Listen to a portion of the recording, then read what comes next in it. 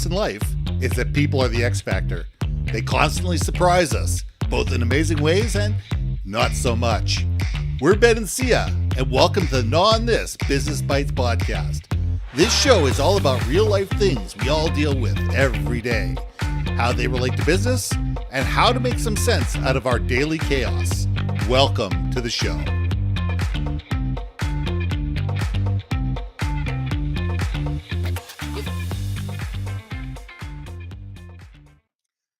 And welcome to another episode of Gnaw on This Business Bites. This week, I want to talk to you about how to get your seat at the table. We all want to level up. We all want to sit there and be listened to, understood, and valued. I don't care if you just joined an organization or you're the CEO.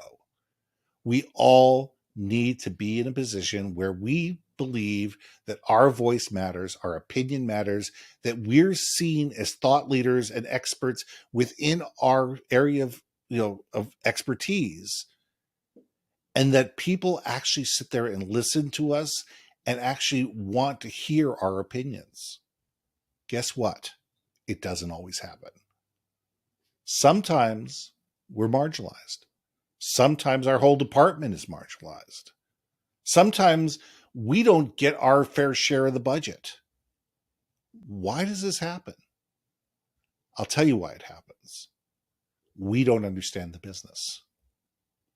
We don't understand how business works. We think that our department, what we do, is what matters. That we, in isolation, are either the most important thing or that what we do is more important than the other parts of the business. And we don't understand how the various departments together enable the company to meet its objectives. We don't understand budgets. We don't understand projections. We don't understand customers. We don't understand market forecasts. And we don't understand what the needs, wants, and desires are of the people that have to ultimately make the final decisions.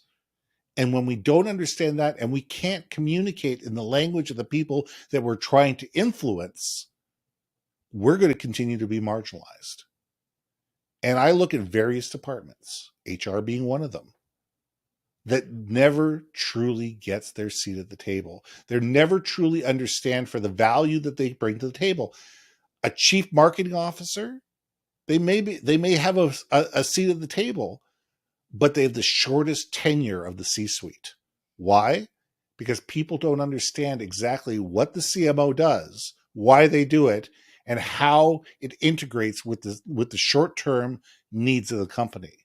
Because the CMO is looking 6 months, a year, 2 years, 5 years down the road, building a brand where other parts of the department are sitting there going, well, wait a second here. We have quarterly projections we need to worry about. We have quarterly sales that we need to bring in. What's going on with this? And until we can understand company as a whole, how the different departments interrelate, the personalities, the objectives, the budgets, the timelines, the customers, we're never going to get our seat at the table. Whether it be on a regional basis, whether it be on a national basis, on an international basis, whether it just be within your department. If you don't understand the overall objectives, you're going to be marginalized and you're never going to level up. So, Sia, let's gnaw on this.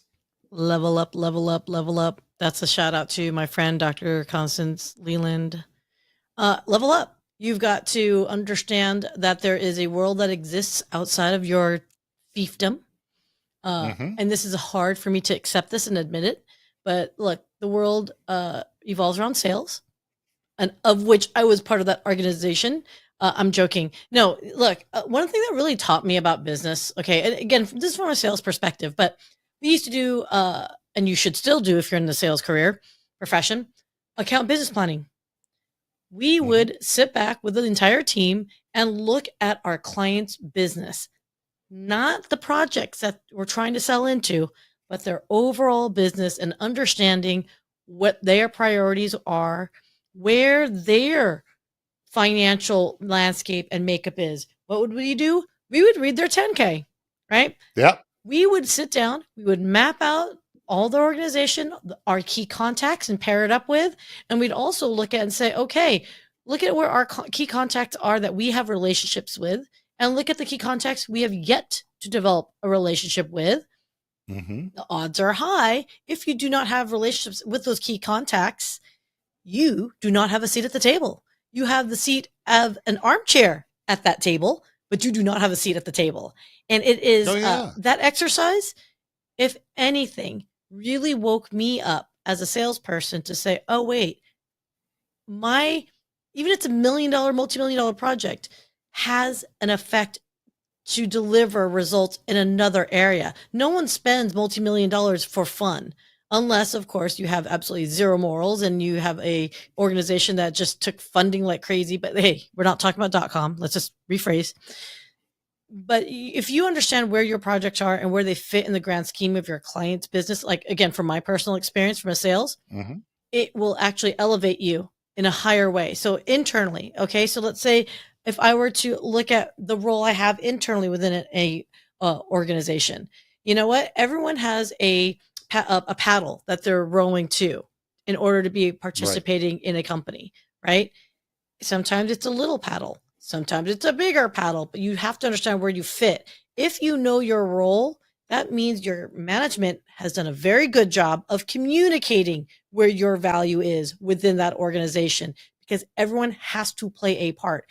There is no cog in the wheel that is not rotating accordingly with everybody else, right? If that cog stops moving, ain't no wheel moving anywhere because you're skunking up the works elsewhere. So, yeah, if you don't understand what your business objective is, even if it's for your department, even if you want to like slowly but surely build up to the where you actually fit in the grand scheme of your corporate, entity, that's a good start because it still helps you level up each time around. So I'm loving what you're saying.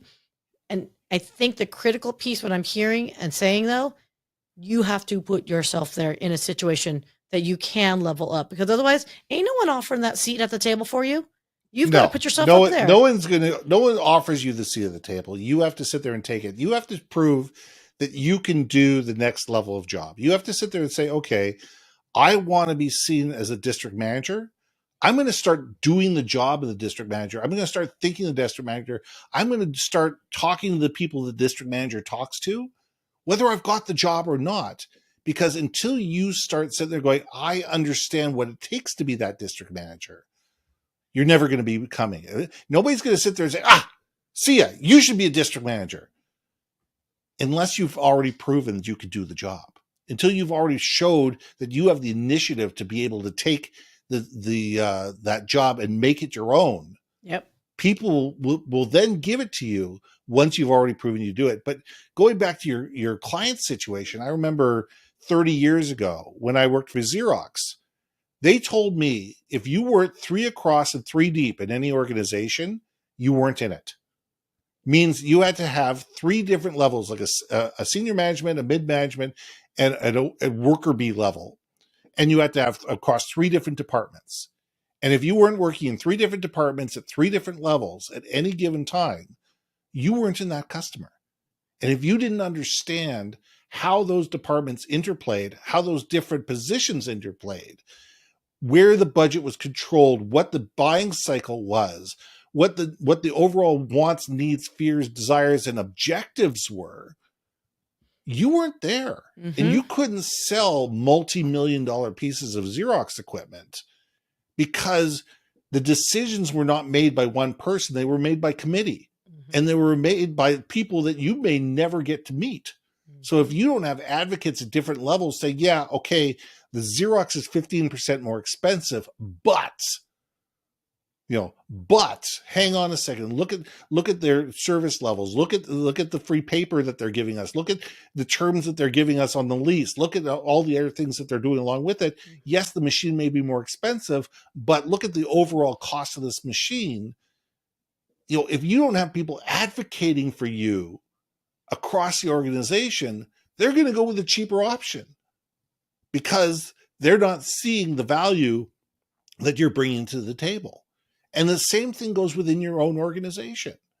if you are not talking to various departments at different levels and understanding what they do, what are their objectives, what are their goals, what are the things that keep them up at night, what are the problems that they're trying to solve?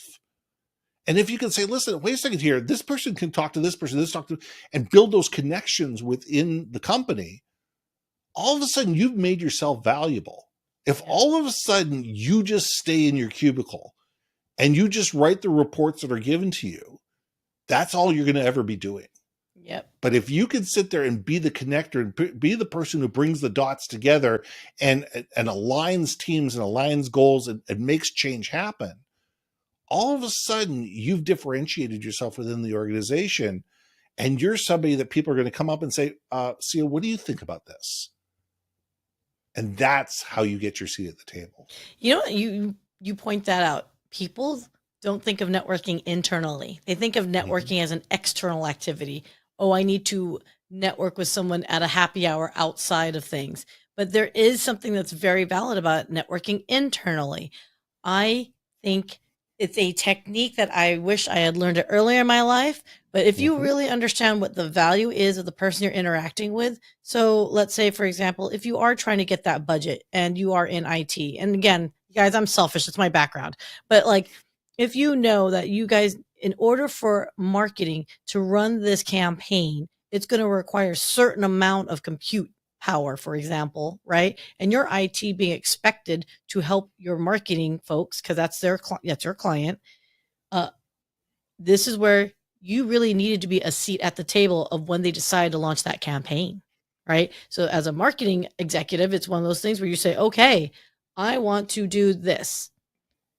Who are the stakeholders I need to talk to ensure that this goes smoothly and it will be successful? Because I can't tell you how many times product launches, it sounded great from the product marketing perspective, and then marketing got a hold of it and they're like, what is this? Right? That's right. And then when marketing doesn't know what this is, but they put something together, and then sales looks at what marketing put together and they're like, what's this? And then on top of that, sales ops and the CFO takes a look at this and goes, this looks like a hot mess. We're putting this thing in the bucket right now. Or even worse, CFO goes, I need you to make 6X. So go this. And then everyone else is like, but we don't even know what this, I mean, it's such a train wreck of stuff. So again, I think your point you're saying, and it's so valid, right, is understanding where the motivations are for each people that you're talking to, whatever groups, whatever teams that you're on, whatever divisions you guys are in. If you have to interact with another group, get to know those people. And like you say, 3x3, that's such a great piece of advice. It's so brilliantly visual. I never thought of it that way, but 3x3, it makes absolute sense. Yeah. And again, internally as well as externally. I mean, golly, you're just making me like write notes in my head verbally. Like I'm in it. Well, here's a great question. Within a board room, within a regional meeting or whatever, sit down with various leaders within the different groups and sit there and say, what are you working on? Why are you working on it? And how does this relate to the overall goals of the company? And ask how many people are going to give you an answer. It's the third thing that's going to trip everybody up. How many people sit there and go, wait a second here, how does this relate to our overall objective? And very few people that are working on their pet projects within their department have taken the time or given the effort to sit there and say, how does this affect the overall brand? How does this affect the overall goal? How does this affect the overall mission of the company? Should we be doing this in the first place? But I want it. Well, that's nice that you want it. But if all of a sudden it's going to throw 4 other departments into havoc, three levels above you are going to kill this thing before you have a chance to blink. Yeah. No, you just literally made me remember this one time. I won't say what company, but if you looked at my history, you probably can guess which 2 companies it would be. But I remember a division launched a product, and I'm in a different division, but I'm still responsible for selling it. And I thought it was fascinating because it was one of those things where that other division got paid to sell a competitor product to my own division. 6X. I thought it was fascinating to see that they didn't make the connection that there was no way I was going to be able to hit my objectives because we were incented to sell my competitor and got paid 6x for that. And it was, again, we didn't get the seat at the table. Our whole entire division was dismissed from the grander division that was like had the most volume for our company. It just absolutely fascinating. You're making me happier why I left corporate, just saying. But anyway, no, I think if we want to be persuasive, we want to have, again, that seat at that table that we're talking about, you must reach out beyond yourself. And it's got to be outside your selfish interests. And it's got to be every activity that you do, does it meet that overall objective? Is it going to meet that? Okay, let's say some ostentatious goal of 5 billion in annual revenue, and you bring in 100 million, or you're making a project or something. Does that 100 million actually feed into that 5 billion project? If so, then you now have, someone do math, 5%, whatever, like option of like saying, hey, I influence 5% of this business. You better fracking pay attention to me. You know what I'm saying? So, or that may just be too small.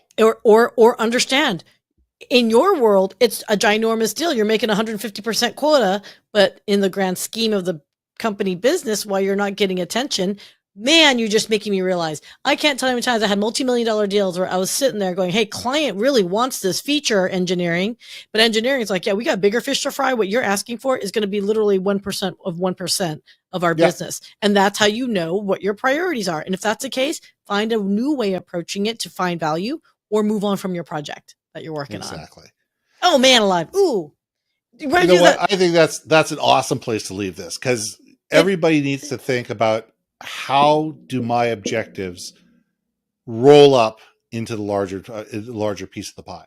And then you'll get that seat at the table as a result of it. Ooh. Exactly. And it's almost like a previous episode where we talked about the words we use to effectively get a seat at that table. So check it out, people. There we go. I'm Ben. And I'm Sia. We'll see you soon.